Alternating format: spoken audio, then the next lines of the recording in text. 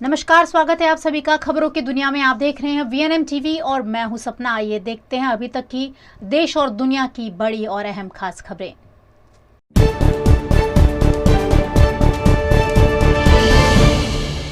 राजस्थान में बिपरजॉय के असर से बाड़मेर, पाली, राजसमंद, भीलवाड़ा, अजमेर के कई इलाकों में बाढ़ आ गई है। राज्य में अब तक 8 लोगों की मौत हो चुकी है। अजमेर में 24 घंटे में 131.8 mm बारिश के साथ 100 साल का रिकॉर्ड टूट गया। इससे पहले 17 जून 1917 में 119.4 mm बरसात एक ही दिन में हुई थी। वहीं एमपी में भोपाल, इंदौर समेत कुल 17 जिलों में बारिश हुई। राजधानी भोपाल में 1.5 इंच बारिश रिकॉर्ड की गई। हालांकि राज्य के 3 जिलों का तापमान 40 डिग्री सेल्सियस से ज्यादा रहा। मौसम विभाग ने आज 9 जिलों में भारी बारिश की संभावना जताई है। यूपी, बिहार सहित 8 राज्यों में हीट वेव चली। बिहार के नवादा जिले में अधिकतम तापमान 45.9 डिग्री सेल्सियस पहुंचकर 11 साल का रिकॉर्ड तोड़ दिया।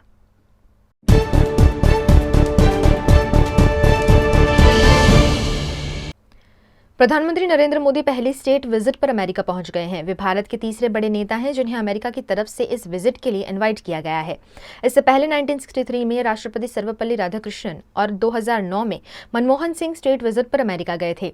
पीएम आज यूनाइटेड नेशंस हेडक्वार्टर में 180 से अधिक देशों के प्रतिनिधियों के साथ योग कार्यक्रम में शिरकत कर रहे हैं। इसके अलावा राष्ट्रपति जो बाइडेन और उनकी पत्नी जिल बाइडेन पीएम मोदी के लिए पर्सनल डिनर होस्ट कर रहे हैं। व्हाइट हाउस में कल पीएम मोदी को राज के सम्मान के तौर पर 21 तोपों की सलामी भी दी जाएगी।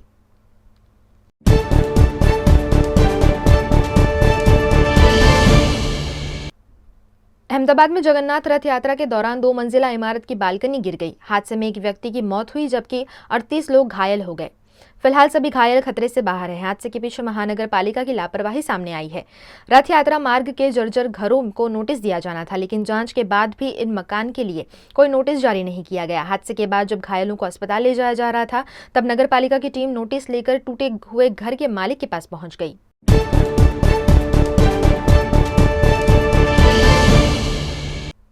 मुंबई में 26/11 के हमले में वांटेड लश्कर-ए-तैयबा के आतंकवादी साजिद मिर को ग्लोबल टेररिस्ट घोषित करने के प्रस्ताव को चीन ने रोक दिया है। अमेरिका ने यूनाइटेड नेशन सिक्योरिटी काउंसिल की 1268 अलकायदा प्रतिबंध समिति की बैठक में यह प्रस्ताव पेश किया था।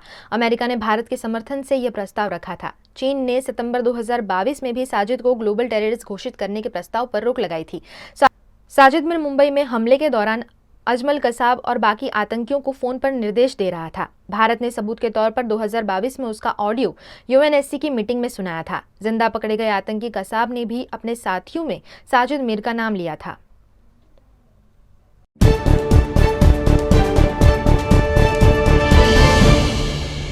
सुप्रीम कोर्ट ने पश्चिम बंगाल में 8 जुलाई को होने वाले पंचायत चुनाव में सेंट्रल फोर्सेस की तैनाती का आदेश दिया है। कोर्ट ने कहा है कि राज्य में चुनाव के दौरान हिंसा का पुराना इतिहास रहा है। हिंसा के साथ चुनाव नहीं हो सकते, ऐसे में सेंट्रल फोर्स की तैनाती जरूरी है। कोर्ट ने राज्य चुनाव आयोग से कहा है कि स्वतंत्र और निष्पक्ष चुनाव कराना आपकी जिम्मेदारी है। फोर्स कहां से आएगी इसकी चिंता आपको नहीं करनी है। कलकत्ता हाईकोर्ट ने 48 घंटे में हर जिले में केंद्रीय सुरक्षा बल की तैनाती का आदेश दिया था। इसके खिलाफ बंगाल सरकार और राज्य चुनाव आयोग ने सुप्रीम कोर्ट में याचिका दायर की थी।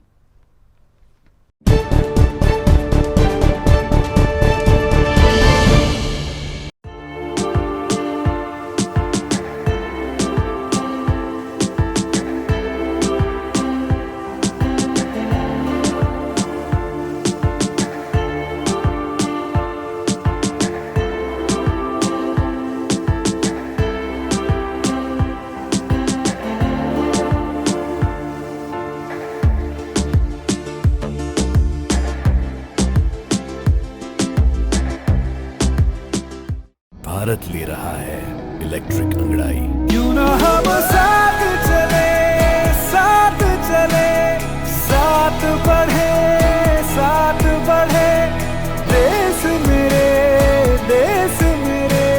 देश को ले जाए नई दिशा की ओर। आपका जॉय, भारत का जॉय। વડોદરાના ઘણા વિસ્તારો જેમ કે અકોટા, માંજલપુર, અલકાપુરી, મકરપુરા વગેરે વગેરે વિસ્તારોના લોકો ચિંતામાં છે। આ ચિંતાનું કારણ છે વડોદરાના લોકોમાં વધતી ઈર્ષ્યા। જી હા, અને આ ઈર્ષ્યાનો સ્ત્રોત છે તરસાલી એરિયામાં આવેલ રેઝિડેન્શિયલ પ્રોજેક્ટ દર્શનમ પ્લેસ। ઘણી બધી એમિનિટીઝથી ભરપૂર આ 2 અને 3 BHK પ્રોજેક્ટ બની ગયો છે નવા ઘર શોધવાવાળા લોકો માટે એક અનોખો અવસર।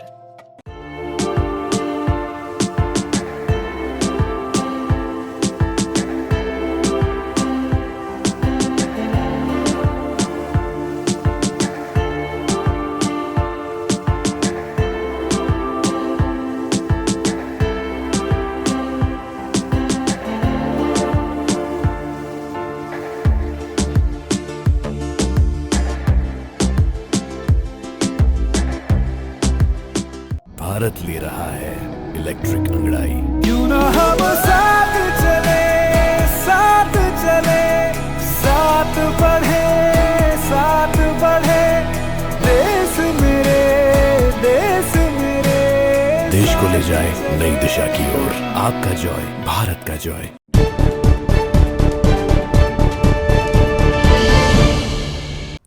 मणिपुर में 3 मई से कुकी और मैतेई समुदाय के बीच आरक्षण को लेकर हिंसा जारी है। इस बीच कुकी जनजाति और आर्मी प्रोटेक्शन देने की मांग का मामला सुप्रीम कोर्ट पहुंचा।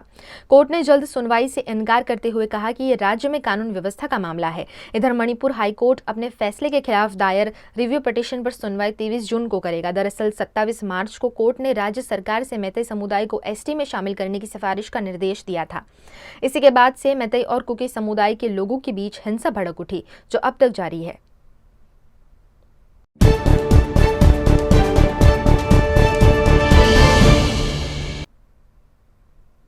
ओडिशा ट्रेन हादसे के बाद जूनियर इंजीनियर के फरार होने की खबर का रेलवे ने खंडन किया है। दक्षिण पूर्व रेलवे के सीपीआरओ ने कहा है कि हमारा पूरा स्टाफ मौजूद है और जांच में सहयोग कर रहा है। दरअसल सोशल मीडिया पर सीबीआई के पूछताछ के बाद से जूनियर इंजीनियर आमिर खान के फरार होने की अफवाह उड़ी थी। 2 जून को ओडिशा के बालासोर में हुए ट्रेन हादसे ने 291 लोगों की मौत हो गई थी। मामले में 3 जून एफआईआर दर्ज की गई। बाद में पूर्व रेल मंत्री दिनेश त्रिवेदी सहित कई नेताओं ने घटना की जांच सीबीआई से कराने की मांग की। केंद्र सरकार की सहमति के बाद सीबीआई ने 7 जून को केस अपने हाथ में ले लिया था।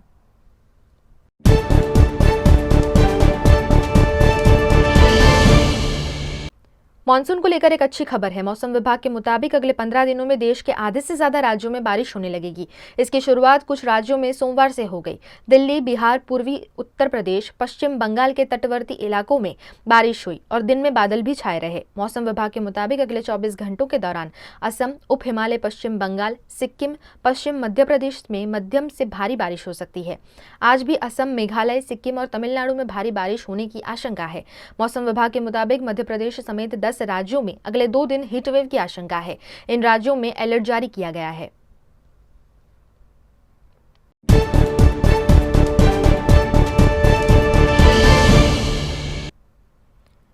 अयोध्या में श्री राम जन्मभूमि परिसर में निर्माणाधीन राम मंदिर जनवरी 2024 में खुल जाएगा।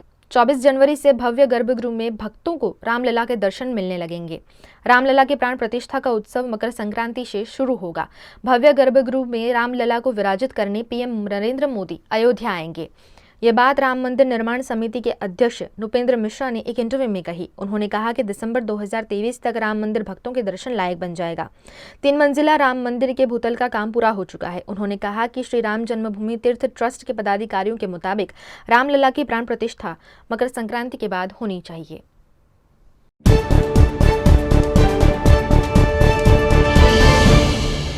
हिमालय के ग्लेशियर तेजी से पिघल रहे हैं। वैज्ञानिकों ने आशंका जताई है कि 2100 आने तक हिमालय के 75% ग्लेशियर पिघलकर खत्म हो जाएंगे। इससे हिमालय के नीचे वाले भूभाग में रहने वाले 8 देशों में करीब 200 करोड़ लोगों को पानी की किल्लत और बाढ़ का खतरा होगा। इन देशों में भारत, पाकिस्तान, भूटान, अफगानिस्तान, चीन, म्यांमार, नेपाल और बांग्लादेश शामिल है। काठमांडू के international centre for integrated mountain development ने इसकी जानकारी दी है। बताया है कि आने वाले दिनों में एवलांच की घटनाएं भी तेजी से बढ़ सकती है। अल जजीरा के मुताबिक ग्लेशियर पिघलने का असर उन लोगों पर होगा जिन्होंने ग्लोबल वार्मिंग की ही नहीं।